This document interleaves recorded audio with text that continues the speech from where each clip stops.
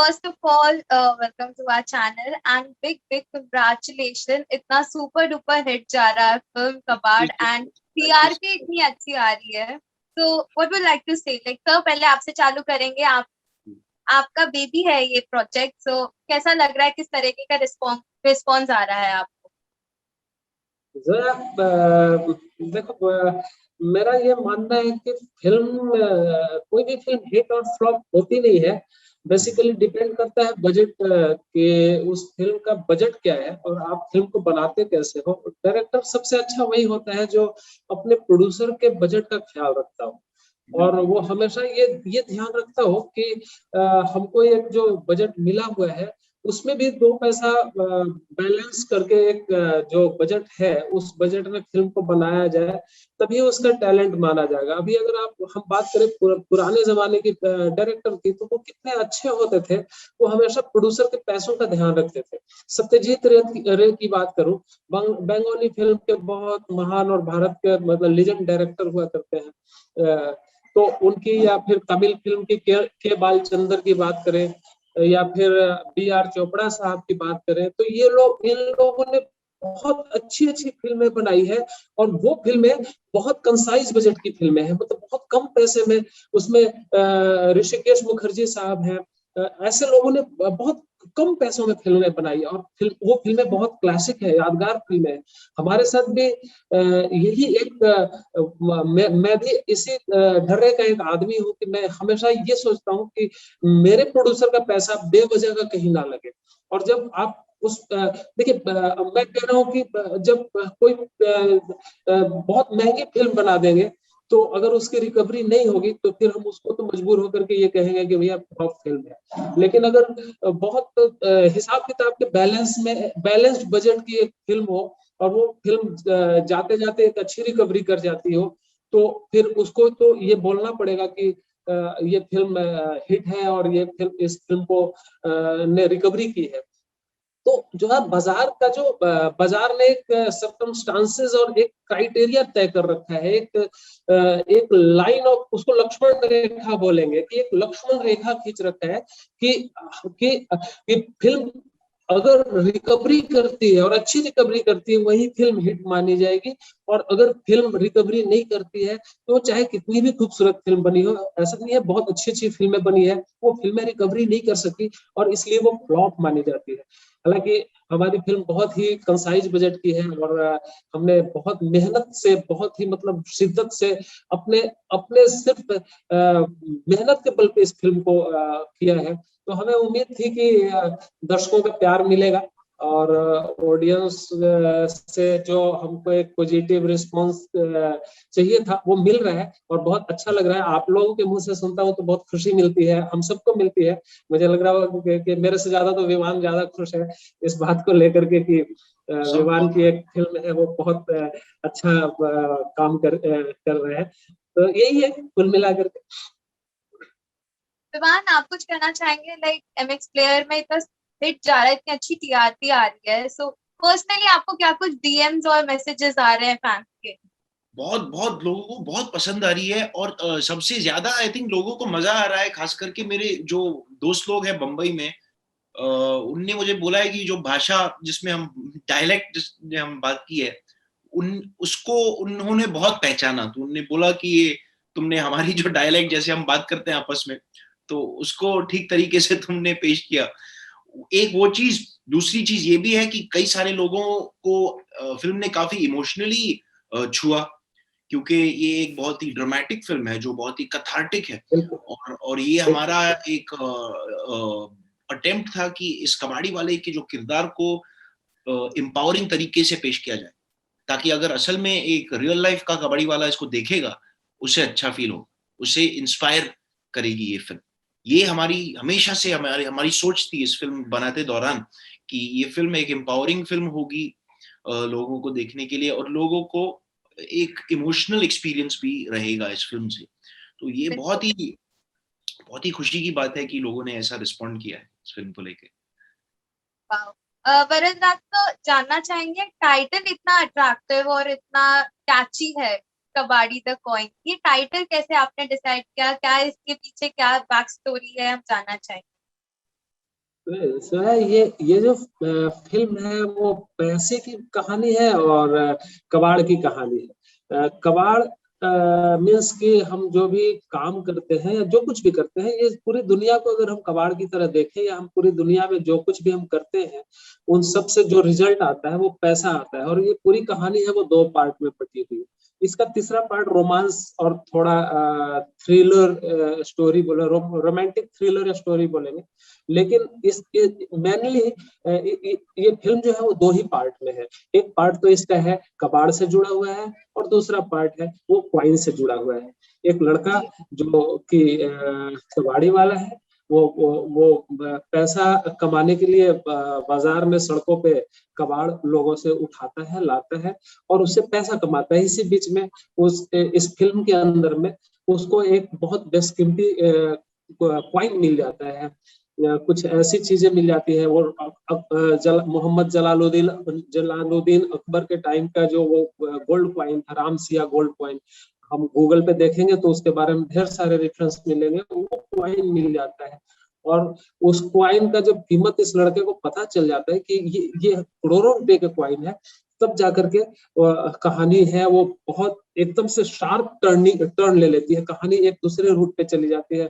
वो बोलेंगे कि मतलब साइकोलॉजिकली कॉन्फिडेंस, एक हाथ गाड़ी वाले का कितना कॉन्फिडेंस डेवलप हो जाता है, इस तरह की का थॉट है। तो मुझे लगा कि यार कहानी इतनी अच्छी है, खूबसूरत है, तो मैं अपने टाइटल पे बहुत मेहनत करता हूँ। मेरे साथ एक प्रॉब्लम है कि मैं सोचता हूँ कि यार मेरी फिल्मों के टाइटल लोगों को काफी दिनों तक याद रहे, लोग ये कह सके बाद में भी 10 साल बाद में कि हाँ यार एक पिक्चर आई थी कबाड़ द क्वाइन करके, बहुत अच्छी फिल्म थी, उसकी टाइटल बड़ी अच्छी थी। तो जितना स्टोरी पे काम करता हूँ उतना ही ज्यादा टाइटल पे काम करता हूँ। बहुत सिंपल सी बात है कि बहुत कॉम्प्लिकेटेड टाइटल ना रख करके, जो कि पैसा और कबाड़ की कहानी थी, तो सीधा सीधा कबाड़ द क्वाइन रख दिया।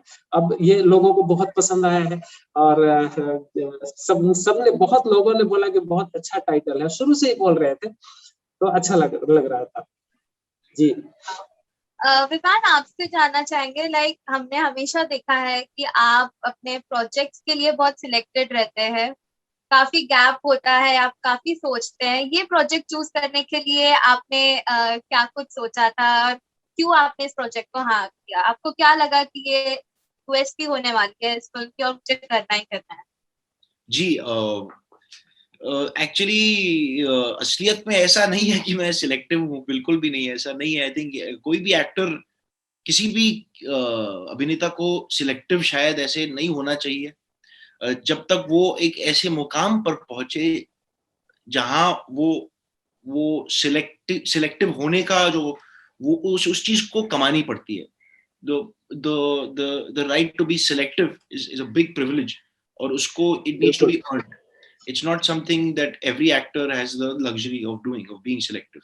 और मेरे केस में शायद इतना बड़ा गैप रहा है क्योंकि इतना अच्छा इंटरेस्टिंग किस्म का काम नहीं मिला। तो ऐसा नहीं है कि मैं सिलेक्टिव था, बस ऐसा था कि मैं कई साल काफी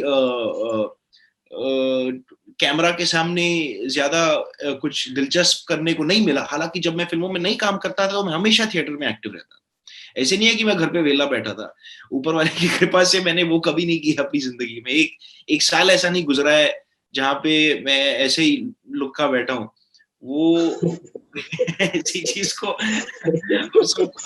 एक्टर्स को इस चीज वेलापन से को लड़ना पड़ता है काफी, क्योंकि वो एक बहुत ही मुश्किल स्थिति है किसी भी इंसान की जिंदगी में, जब काम नहीं मिलता है और जब नदियां सूख जाती है और जब आप बस कुछ है नहीं, कुछ मिल नहीं रहा है। तो एक ऐसी स्थिति में हमेशा हम सब की कोशिश रही है एक्टर्स की कि हम कुछ तो काम खुद करें या एक मोनोलॉग प्रिपेयर करें जिसमें कोई किसी चीज की जरूरत नहीं है। वो आई थिंक, और खास करके कोरोना के दौरान ये बहुत महत्वपूर्ण चीज है कि एक अभिनेता को किसी भी तरीके से अपना क्राफ्ट प्रैक्टिस करते रहना है, बिना कैमरा के या बिना अपॉर्चुनिटीज के या बिना फिल्म या थिएटर के।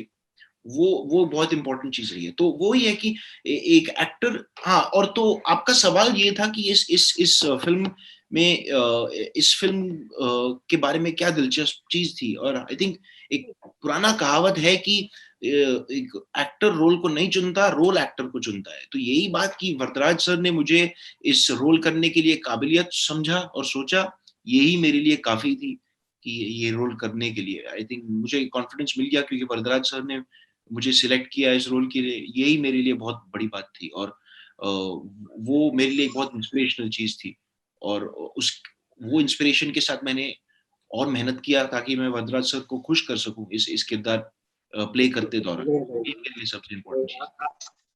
आपने ऑडियंस को खुश किया है, मैं तो वो भी खुश हूँ। ऑडियंस को भी खुश कर, वो भी बहुत बड़ी इच्छा थी ऑडियंस को खुश करने की। सर बट विवान ने हमेशा अपने फैंस, अपने ऑडियंस को खुश तो किया है, लेकिन उनकी जो एक्टिंग स्किल्स है और जो उनका डेडिकेशन और जो उन्होंने अभी कहा, उससे कई सारे जो भी अपना करियर एज एन एक्टर देख रहे हैं उनके लिए बहुत बड़ी इंस्पिरेशन होने वाली है। Vivan, anything you want to say about that?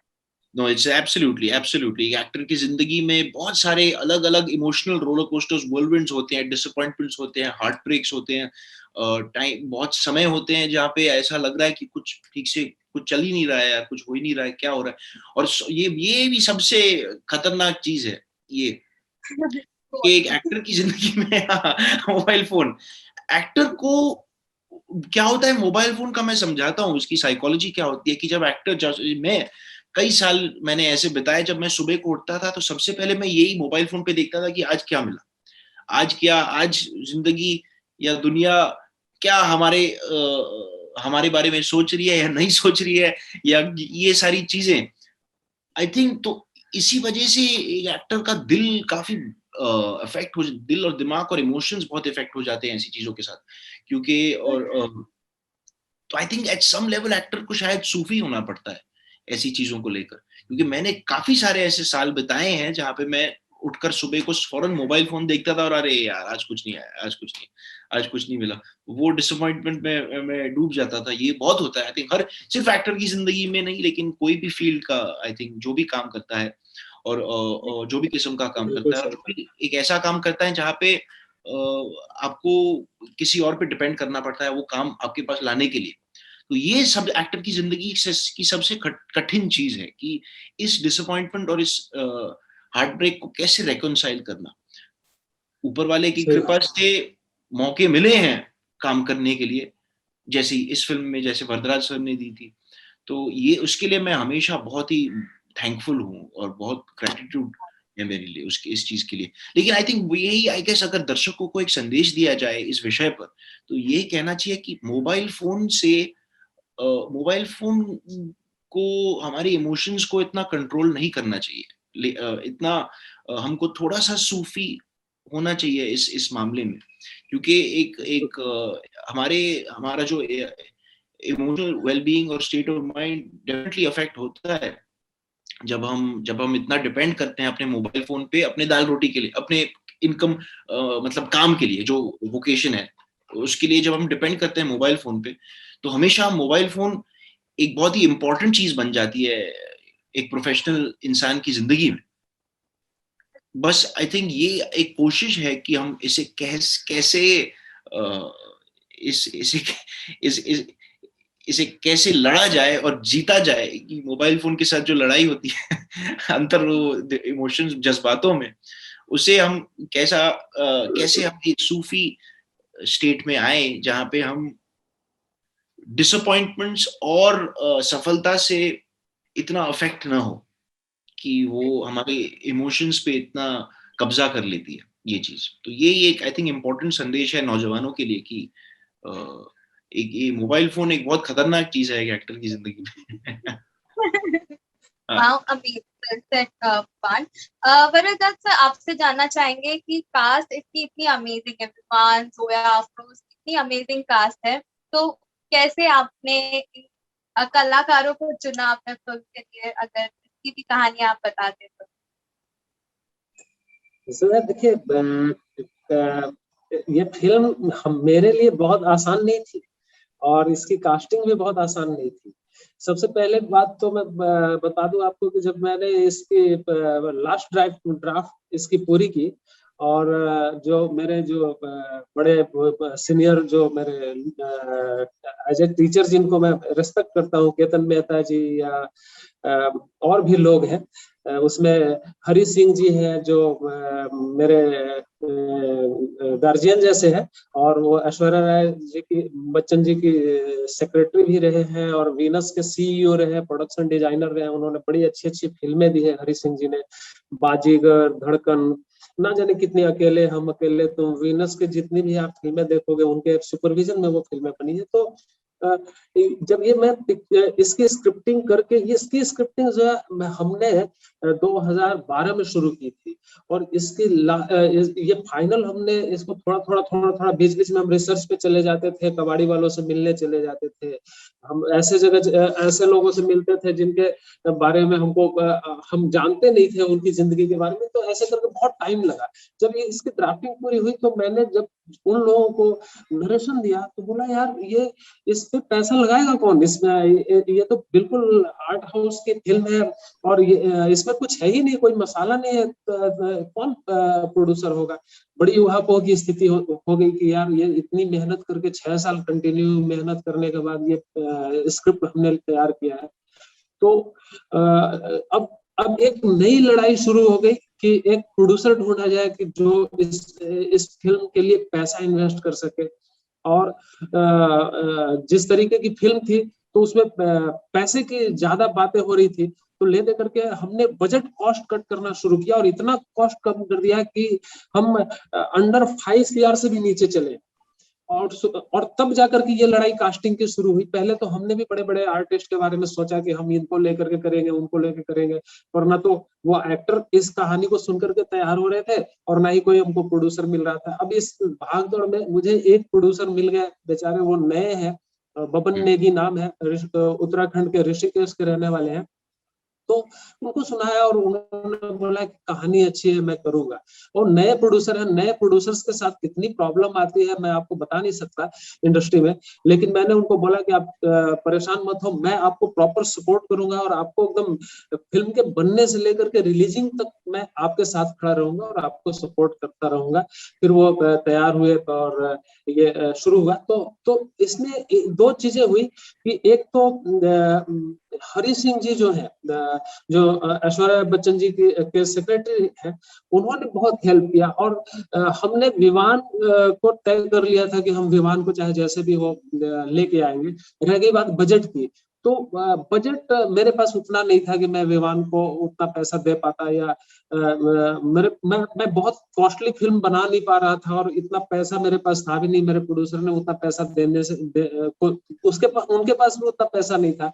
तो हरी सिंह जी ने विमान के जो उनके पर्सनल जो सेक्रेटरी हैं और उनके जो सारे काम संभालते हैं, जयराज पाटिल जी से बात किया और मेरे बताया कि यार देखो वरदराज फिल्म करना चाहता है तो तुम थोड़ा सा इसको मैनेज करो।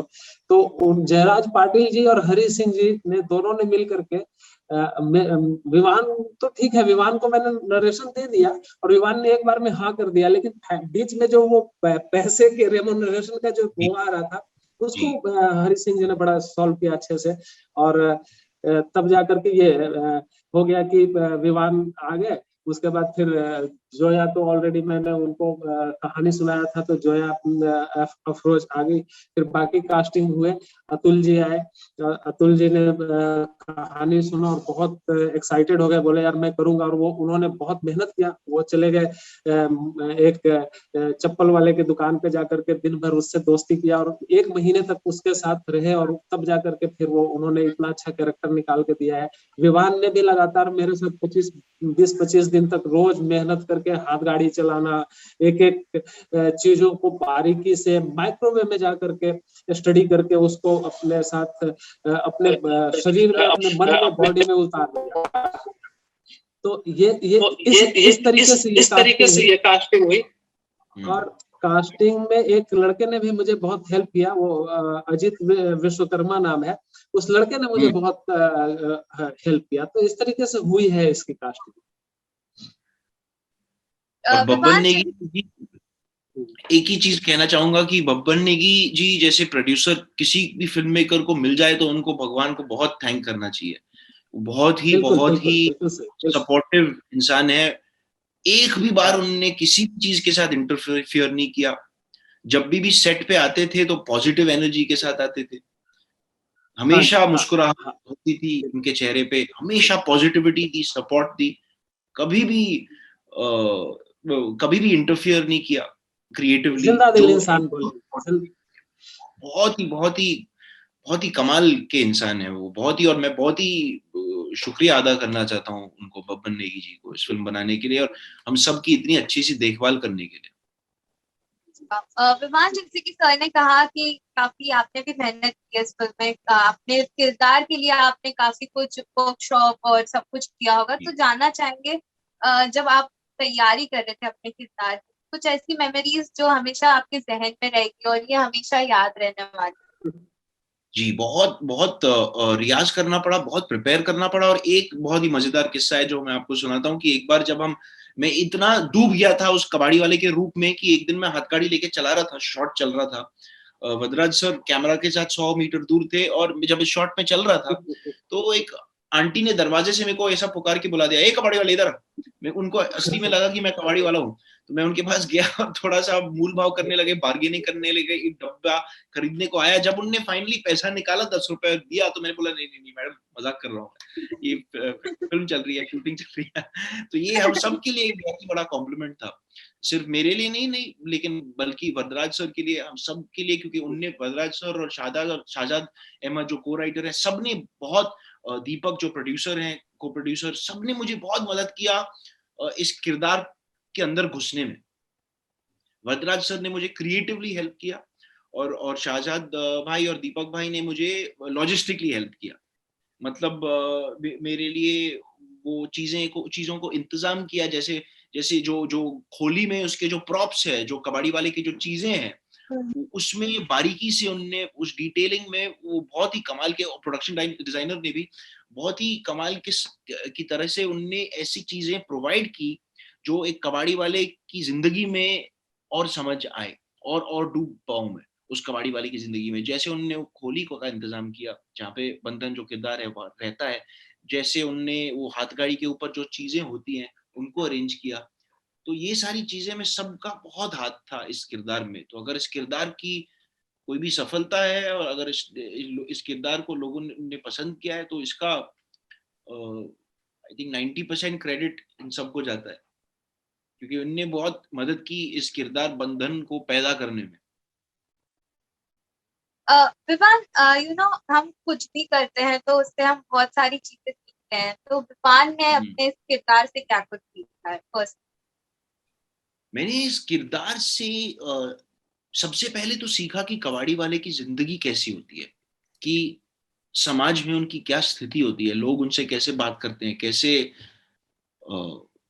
लोग उनको ट्रीट करते हैं, कितनी मुश्किल होती है उनकी जिंदगी। उनका सिर्फ काम नहीं, लेकिन उनका शायद उनका इमोशनल मेंटल स्टेट भी कैसा होता होगा, उन पे क्या बीतती होगी उनके दिल दिमाग पे। ये सब बहुत मुझे देखने, आंखें खुल गई इस चक्कर में। एक क्योंकि आई थिंक कंपैशन और एम्पैथी एक्टर के लिए सबसे इंपॉर्टेंट चीजें हैं, कि आपको किसी और के नजरिए से जिंदगी देखनी पड़ती है। ये मेरे लिए सबसे महत्वपूर्ण चीज थी इस किरदार प्ले करने समय। और सेकेंडली जो चीज थी मेरे लिए सबसे इम्पोर्टेंट चीज ये थी कि इस किरदार को मैं इतनी सच्चाई से पेश करूं कि ऐसा लगा नहीं जाए कि एक एक मुझ जैसा लड़का जो जिसने ऊपर वाले की कृपा से गरीबी और ऐसी मुश्किलें को देखी नहीं है अपनी जिंदगी में, सही नहीं है अपनी जिंदगी में, उसको ऑब्जर्वेशन, कल्पना, इमेजिनेशन और कंपैशन के साथ ऑथेंटिक बनाया जाए। क्योंकि ये हमारे लिए सबसे बड़ा चैलेंज है कि मुझ जैसा आदमी इस कबाड़ी वाले को कैसे प्ले करेगा, और जब प्ले करेगा ऐसा नकली नहीं लगना चाहिए। वो ऐसा नकली नहीं लगना चाहिए कि ये विवान जाके ऐसे ही कबाड़ी वाले को प्ले कर रहा है, सच्ची में उस अपने आप को बनाना था वो कबाड़ी वाला।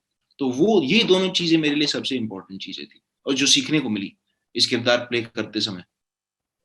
विवान में यही डेडिकेशन, जो पहले आप मैंने कहा था कि आपकी डेडिकेशन से लोग काफी इंस्पायर होते हैं, यही डेडिकेशन है जो आपको अपनी लाइफ में तरक्की देता है। Thank you so much, thank you, Vivan, that's very. Zoya के साथ और बाकी कास्ट के साथ आपका ओवरऑल एक्सपीरियंस कैसा रहा? बहुत शूटिंग के टाइम कम पे क्या कुछ आपने बॉन्ड शेयर किया? कमाल का, हम लोग के आपस में बहुत यारी दोस्ती हो गई सबके साथ, जोया के साथ, अभिषेक के साथ, अतुल सर के साथ, यशस्वी के साथ, भगवान सर के साथ जो पुलिस ऑफिसर का रोल प्ले करते हैं, सबके साथ इतना मजा आया काम करते समय, और इतना सीखने को मिला उनको, उनको उनके साथ काम करते हुए और उनका काम देखते हुए बहुत सीखने को मिला। बहुत ही कमाल के कलाकार हैं सब लोग, बहुत ही यूनिक पर्सनैलिटीज हैं सबकी, बहुत ही, और आई थिंक सबके सब अपने क्राफ्ट और कला में माहिर लोग हैं सब। बहुत ही मजा आया उनके साथ काम करने में, यारी दोस्ती भी हो गई, लेकिन बहुत सीखने को भी मिला उनके साथ काम करते समय और उनका काम देखते हुए, बहुत सीखने को। वाह। सर आपसे जानना चाहेंगे कि मुझे याद है कि फिल्म सिटी में इसका ट्रेलर लॉन्च हुआ था लॉन्ग बैक, और काफी टाइम लग गया रिलीज होने के लिए। तो आई नो थिएटर्स में रिलीज करना चाहते थे, but unfortunately due to current situation नहीं हो पाया। तो कहीं ना कहीं आप लोग को रिस्क लग रहा था कि अब ओटीटी प्लेटफॉर्म पे जा रहा है, तो उस तरीके का रिस्पॉन्स मिलेगा कि नहीं मिलेगा? जोया, जब भी कोई नई टेक्नोलॉजी आती है तो लोगों के मन में दो बातें होती है। एक कि टेक्नोलॉजी को दूर से समझना है, और दूसरी चीज कि जब हम उस टेक्नोलॉजी में एंटर करेंगे तो हमारा क्या हश्र होगा या हमें क्या नुकसान होगा। तो अभी विवान मोबाइल की बात कर रहे थे, तो मैं एक समय में मेरे पास कीपैड वाला मोबाइल था। अब एक रात मेरे छोटे भाई ने एक मोबाइल ला करके दे दिया टच स्क्रीन वाला, और ये 2008 की बात है, 2009 की बात। तो वो टच स्क्रीन वाला मोबाइल मैं ऑपरेट ही नहीं कर पा रहा था। मुझे इतना गुस्सा है, मैंने अपने छोटे भाई को बोला, यार तू ले जा भाई, मेरा कीपैड वाला ही मोबाइल अच्छा है। मैं अपना छोटा सा एक मोटोरोला का मोबाइल जेब में रखता था, उसी से खुश था।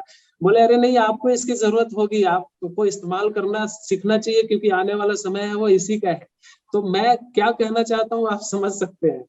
अब हमने सोचा था कि हम थिएटर में फिल्म को रिलीज करेंगे, और हमारी फिल्म थिएटर के लिए बनी थी, ये सच है, और हमने बहुत वेट किया थिएटर में रिलीज करने के लिए। पर इस दूसरे कोरोना का जो लहर है, उस लहर ने हमारे जो सारे जो सपने थे उसको धराशायी कर दिया एक तरीके से। और दूसरी चीज थी कि ओटीटी की तरफ हमारा रुझान थोड़ा बढ़ने लगा था, क्योंकि हमें ये अब दिखने लगा है, पता नहीं क्यों, कि आने वाले समय में ये ओटीटी है वो ऑडियंस रिच ज्यादा होगी। अब थिएटर के लिए हम टाइम निकालेंगे, टिकट लेने जाएंगे। मैं थिएटर को बुरा नहीं कहता, मैं खुद थिएटर में जाकर के फिल्में देखने का शौकीन हूँ, लेकिन अब ये जो मोबाइल पे भी लोग फिल्में देख ले रहे हैं, तो अभी हमारी फिल्म जो कबाड़ द क्वाइन है वो 1.6 मिलियन लोगों ने देख लिया है। ये तो थिएटर में पॉसिबल नहीं था। मैं आप कोई भी समझ सकता है कि, और अभी ये इसका तकरीबन एक आंकड़ा है कि ये फिल्म है वो अभी इससे 3 गुना और ज्यादा ऊपर जाने वाली है। तो ये ओटीटी पे ही पॉसिबल हो चुका, ये नहीं हो पाता। पहले लोग एक ऑडियो कैसेट 20 रुपए का लेकर के आते थे, और उससे अपने टेप में डाल करके सुनते थे, गाना सुनते थे। आज यूट्यूब पे एक बार में 1 करोड़ 2 करोड़ लोग हैं, वो एक बार में गाना सुनते हैं। तो रीच ज्यादा बढ़ गया, पॉपुलैरिटी ज्यादा बढ़ गई। तो वही बात है, कीपैड और टच स्क्रीन वाला कि समय के साथ आपको चेंज करना पड़ेगा अपने आप को, और नई टेक्नोलॉजी के साथ दोस्ती करनी पड़ेगी, और उस टेक्नोलॉजी को समझ करके उसके साथ आपको आगे बढ़ना पड़ेगा। तो वही हमने किया है। मैं तो थिएटर को का बहुत ही मतलब फैन रहा हूँ, और मुझे एक वो उम्मीद थी कि मैं इस फिल्म को थिएटर में रिलीज कर पाऊंगा, पर नहीं है। इस बात का दुख भी है, लेकिन दूसरी तरफ एक खुशी है कि एमएक्स प्लेयर पे ये फिल्म रिलीज हुई, और लोगों ने इतना प्यार दिया। दरअसल मैं या विवान या हम में से किसी ने इस फिल्म को हिट बनाया नहीं है। ये पूरा का पूरा श्रेय जो है वो ऑडियंस के पाले में जाता है। ये पूरा मैं कहूंगा कि ये पूरा ऑडियंस है जिसने हमको इतना ज्यादा प्यार दे दिया। हमने इतना नहीं सोचा था कि हमको इतना ज्यादा प्यार, या विवान ने भी, हम सब विवान या हम लोग सब सेट पे कभी कभी बात करते थे, मैं बोलता था कि कोई बात नहीं, ये फिल्म है, वो नोटिस जरूर होगी विवान, और तुम्हारे काम को लोग सराहेंगे। लेकिन हमने इतना नहीं सोचा था कि ये फिल्म इस रेटिंग पे चली जाएगी, 9.4 रेटिंग मिलेगा इसका, और इतना ज्यादा प्यार मिलेगा लोगों का। और विवान के पास रात दिन इतने ज्यादा मैसेजेस आएंगे और इतने ज्यादा कमेंट और इतने ज्यादा, मेरे पास लोग हैं वो फोन करके मुझे कंटिन्यू मैसेज और वो दे रहे हैं कि बहुत अच्छा लगा। दूर दूर के लोग, बंगाल के लोग जो है, उन्होंने फोन किया, बोले सर बहुत अच्छी लग रही है फिल्म, बहुत अच्छा देखा। जिनको मैं जानता नहीं हूँ, कहीं कहीं से वो करके फेसबुक के मैसेंजर से उन्होंने मैसेज किया हुआ है। बहुत अच्छा लगता है ये सब सुन करके। पर ये सब ऑडियंस का करिश्मा है, और इस फिल्म ने ऑडियंस के ऊपर अपना छाप छोड़ा है, और मुझे लग रहा है कि बहुत अरसों तक लोग इस फिल्म को याद रखेंगे। तो फिल्म इतनी बेहतरीन है तो ऑब्वियसली ऑडियंस को पसंद आनी ही आनी थी, फिर वो चाहे थिएटर्स में रिलीज हो या ओटीटी प्लेटफॉर्म में। Thank you, thank you, thank you so much. और फिर आप जाते जाते क्या आप कुछ फैन से कहना चाहेंगे? इतना प्यार मिल रहा है, पर्सनली आपने बताया कि इतना सारे मैसेज, डीएम्स वगैरह आ रहे हैं सोशल मीडिया पर, जाते जाते फैंस को क्या कहना चाहेंगे? इस करंट सिचुएशन में भी लोगों ने इतना प्यार दिया है इस फिल्म को। सबसे पहले तो हम यही चाहते हैं कि सब हेल्दी रहें, सेफ रहें, अभी इस समय में इंडोर रहें, नियमों का पालन करें, तभी हम कंट्रीब्यूट कर पाएंगे हमारी सारे एफर्ट्स को कोरोना को फाइट करने के लिए। सबसे इम्पोर्टेंट चीज तो वो है। और सेकेंडली ये भी हमारी एक इच्छा थी कि इस मुश्किल समय में ये फिल्म थोड़ी सी मनोरंजन और रौनक लाएगी लोगों की जिंदगी में। तो ये कि हम कामयाब हुए हैं इस चक्कर में, तो ये हमारे लिए बहुत बड़ी बात है।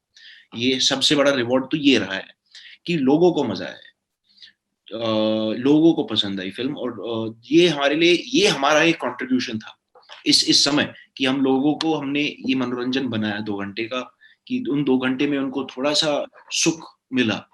वो हमारे लिए सबसे इम्पोर्टेंट चीज थी। और तीसरी चीज ये भी है कि वरदराज सर जो कह रहे थे ओटीटी के बारे में, बहुत इंटरेस्टिंग है, क्योंकि हम एक दो दिन पहले वरदराज सर और मैं एक इंटरव्यू कर रहे थे ऑनलाइन, और जर्नलिस्ट ने एक बहुत दिलचस्प बात कही कि ओटीटी जो है ये तीसरा पर्दा है। सबसे पहला पर्दा तो नाटक है, उसके बाद सिनेमा आया। अब ये जो चीज तीसरी है चीज, ये एक एवोल्यूशन है। तो जैसे वरदराज सर ने कहा कि जब भी एक एवोल्यूशन होता है, टेक्नोलॉजी बदल जाती है, लोग थोड़ा सा घबरा जाते हैं कि बोलते हैं कि अरे नहीं यार, थिएटर जितना अच्छा नहीं है, इसमें इतना मजा नहीं आता है। लेकिन हमें ये सोच बदलनी चाहिए, क्योंकि ओटीटी ने एक्चुअली एंटरटेनमेंट को और डेमोक्रेटाइज किया है, और आई थिंक एक्सेसिबल बनाया है लोगों को। और लोग बहुत मजाक उड़ाते हैं, बोलते हैं कि नहीं बड़े पर्दे पे ही देखनी चाहिए फिल्म को, मोबाइल फोन पे भी कभी कभी नहीं देखनी चाहिए। ठीक है, मैं मानता हूँ, अगर आप सिनेमा के प्योरिस्ट हो तो वो एक चीज लोगों के जहन में कि नहीं यार, बड़े पर्दे का मजा अलग होता है, ये फोन पे मत देखो मेरी फिल्म को। लेकिन रियलिटी में अगर देखा जाए तो, अगर एक चौकीदार, नाइट वॉचमैन जो रात भर जागा रहता है, अगर वो अपने फोन पे थोड़ा सा मनोरंजन पा सकता है, उसमें क्या बुरी बात है? अच्छी तो बात है ना, सबके लिए, समाज के लिए तो अच्छी चीज है, ये अच्छी सेवा है समाज के लिए। मैं अभी मोबाइल फोन की बुराई कर रहा था, लेकिन ये एक मोबाइल फोन की अच्छाई है। एक पुस्तक की तरह हम इसको लेके अपनी जेब में बिठा सकते हैं, और जब चाहे उससे मनोरंजन पा सकते हैं। ये एक पॉजिटिव चीज है मोबाइल फोन के बारे में, ये एक पुस्तक की प्रति है। बुरा कुछ नहीं होता विवान, बुरा कुछ भी नहीं होता। यूज करना, हमें यूज करना आना चाहिए कि हम किस चीज को कैसे यूज करते हैं और क्या करते हैं। बुरा नहीं होता, सब में कुछ अच्छाई होती है और बुराई भी होती है, तो कैसे इस्तेमाल कर रहे हैं वो ज्यादा बड़ी बात होती है। बिल्कुल बिल्कुल। अगर आप देखा जाएगा तो लोकल ट्रेन्स में लोग इतना जब लंबा सफर कर रहे हैं, 2 घंटे के लिए विरार जा रहे हैं, तो वो मोबाइल फोन एक बहुत कमाल की चीज हो जाती है। वो फिल्म देखते हैं उस पर, या किसी भी, अगर ये एक इंटरेस्टिंग चीज है कि आपको जब चाहो उस समय पे आपको मनोरंजन मिल सकता है इससे। थिएटर में क्या होता है, थिएटर तो सबसे ऑब्वियसली कमाल चीज है ही, लेकिन वो आपको उसके हिसाब से चलना पड़ता है, लाइन में खड़ा होना पड़ता है, 500 रुपए देने पड़ते हैं, पीवीआर में हाउसफुल हो जाए, वो सबके बारे में सोचना पड़ता है। तो एक मोबाइल फोन की एक पॉजिटिव चीज भी है। ये एक संचार क्रांति है, रेवोल्यूशनरी रेवोल्यूशन चीजें।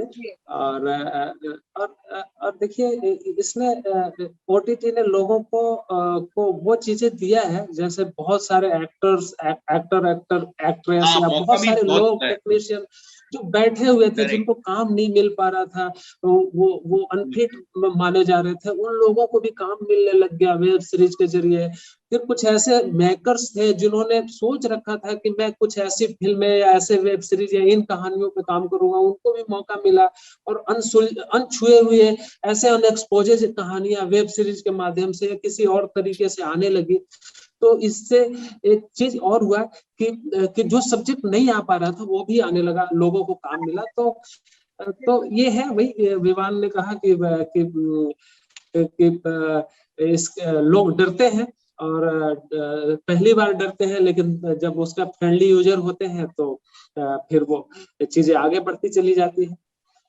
अब देखिए इस दौर में कोरोना के टाइम में, जबकि हमारा देश नहीं पूरी दुनिया जो है वो बहुत क्राइसिस में है, इकोनॉमिकल क्राइसिस में है, आइडेंटिटी क्राइसिस में है और बहुत तरीके के क्राइसिस में है, इमोशनल क्राइसिस है पूरी दुनिया में। तो ये इस दौर में सिनेमा ही एक माध्यम है या एंटरटेनमेंट ही एक माध्यम है जो लोगों के दुखों पे मरहम का काम कर सकती है। उसमें हमारी फिल्म जो है वो थोड़े से मरहम का काम की है। लोगों को हमने एक इस दुखद टाइम में, एक जले हुए टाइम में हमने एक छोटा सा एंटरटेनमेंट के लिए उनको एक खुशी देने की कोशिश की है। पर कोरोना के इस टाइम में वही फिल्में या वही लोग हैं वो आगे बढ़ेंगे जो कंसाइज बजट में फिल्म को करेंगे, जो फिल्म को बहुत थोड़े बजट में कर पाएंगे। और दूसरी चीज कि हम है वो उन लोगों को या उस एक पूरे समाज को, सोसाइटी को ये मैसेज दे पाएंगे कि भैया सिर्फ सेल्फ के बारे में मत सोचो, अपने आसपास के बारे में सोचो, थोड़ा हेल्प करो, लोगों की मदद करो, हम एकजुट हो जाए। बाद में लड़ लेंगे, बहुत तरीके की लड़ाइयां लड़ लेंगे, लेकिन आज जो टाइम जो चल रहा है उसमें हम एक दूसरे के साथ जुड़ जाएं, एक दूसरे को हेल्प करें, एक दूसरे के दुखों को दूर करने की कोशिश करें। ये एक बहुत बड़ा मैसेज होगा हम लोगों की तरफ से, मेरे और विवान और हमारी पूरी टीम, हमारे फिल्म के राइटर शहजाद और सबके तरफ से मैं ये इस पिक्चर के साथ पूरे मतलब कबाड़ द क्वाइन के पूरे होल टीम के लिए के तरफ से मैं ये एक मैसेज देता हूँ कि हम सबको मिल करके लोगों की दुख को, तकलीफ को कम करना चाहिए। जहां तक हो सके हम एक दूसरे की मदद करें, जितना भी हो सके। किसी को शरीर से मदद की जरूरत है तो उनके पास शरीर से हेल्प करें, किसी को धन की जरूरत है तो उनको धन से मदद करें, जैसे भी हो सकता है करें। ये दौर वैसा है। Thank you so much, sir. Thank you so much, Vivan, for giving us your precious time. Thank you so much. Thank you everyone. Thank you. Take care. Take care. Bye bye.